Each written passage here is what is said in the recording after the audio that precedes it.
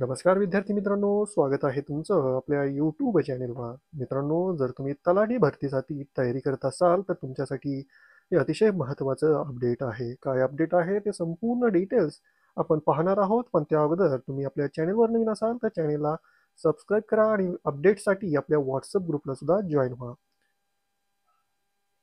तर मित्रांनो, काय आहे अपडेट तर पाहून घेऊ शकता. इथं तलाट्यांच्या 7,000पेक्षा अधिक पदांना मुदतवाढ देण्यात आलेली आहे.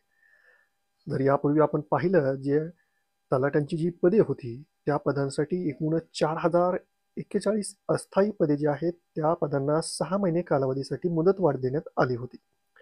आता ही जी मुदत आहे ती तलाट्यांच्या 3,079 पदांना देखील 6 महिन्याची मुदतवाढ देण्यात आलेली आहे.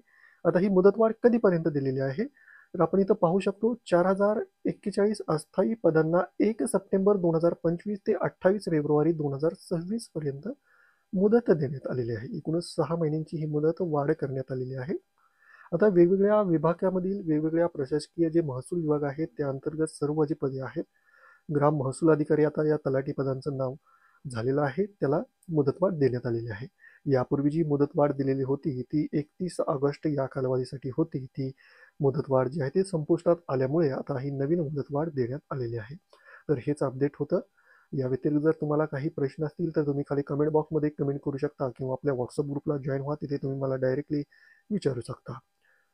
या व्हिडिओला लाईक करा आणि जास्तीत जास्त शेअर करा. त्याचबरोबर चॅनेलला सबस्क्राईब करायला विसरू नका.